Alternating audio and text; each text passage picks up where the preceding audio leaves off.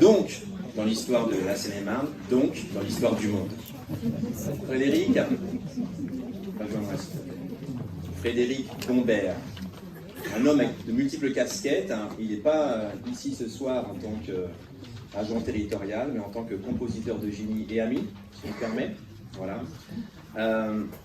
Quand j'ai pris mes fonctions, j'ai tout de suite eu dans l'idée de donner à notre ville un hymne.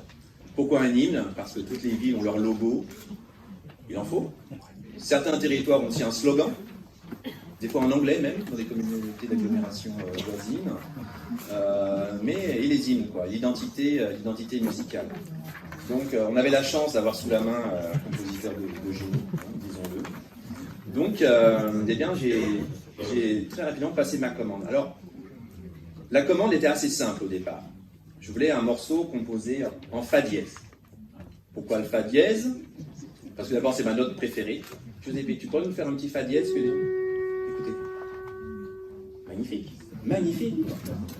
Et puis, le fa dièse, c'est la première note de Crazy Train de Ozzy Osbourne. On a tous en tête le petit riff là. N'est-ce pas, Patrick Maillard? Je vois hocher de la tête. D'ailleurs, Ozzy, si tu regardes l'enregistrement, je voulais aussi, à part les fa dièse, qu'il y ait beaucoup de bruits bizarres.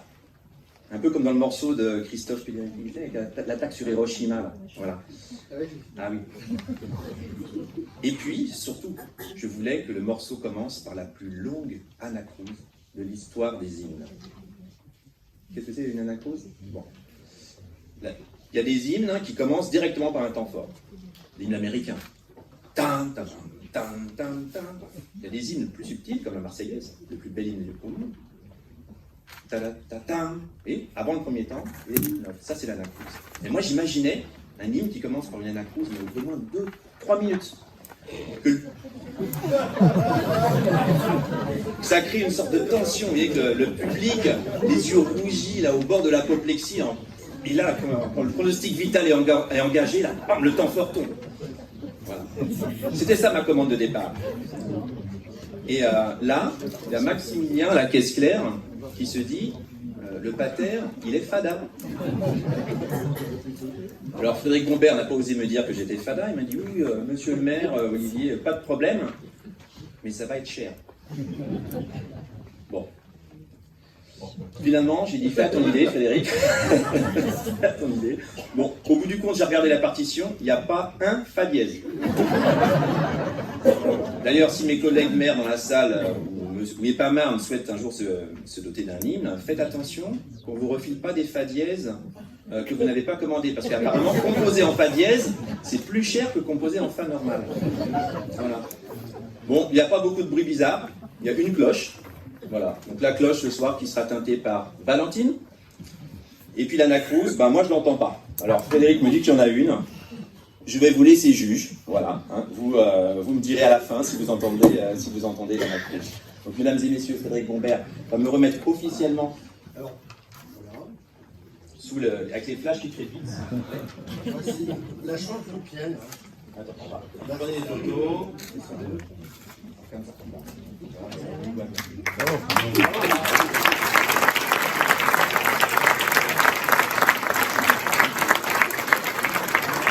va rentrer dans le patrimoine immatériel de la commune. À défaut d'avoir un patrimoine matériel qui augmente d'année en année, au moins on travaille sur le patrimoine immatériel. Vous voulez dire quelques mots? Oh oui. Oui, je vais prendre la parole parce que c'est vrai que la rencontre avec Olivier s'est produite parce qu'il était très assidu aux conférences que je fais hebdomadairement au conservatoire. Que je recommande. Elles sont gratuites et formidables, les jeudis soirs.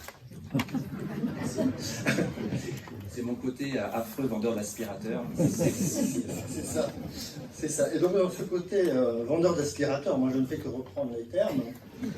À vrai dire, quand il m'a parlé d'un hymne pour une commune, mon premier réflexe a été de rire. Un hymne communal, mais t'es fada, hein, c'est ça. Et donc, mais c'est un défi intéressant.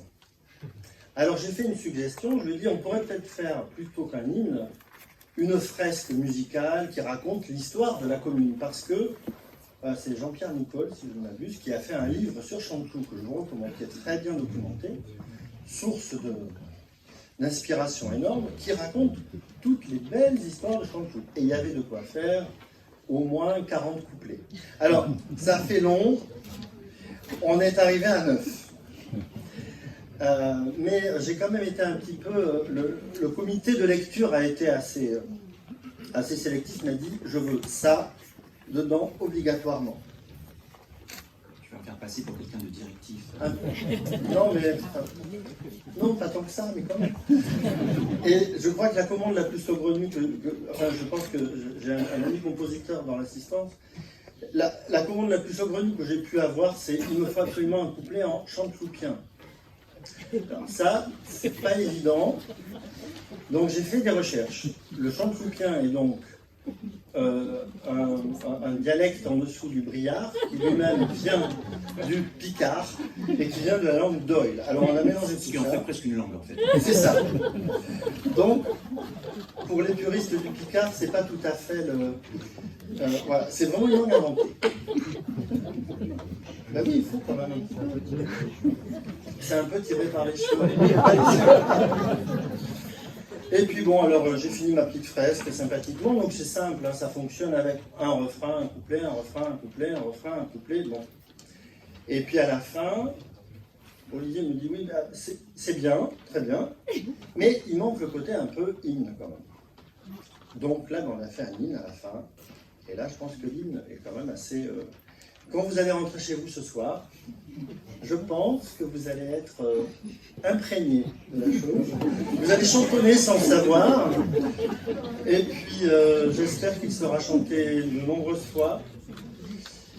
Et puis que j'aurai peut-être, je ne sais pas, les victoires de la musique avec.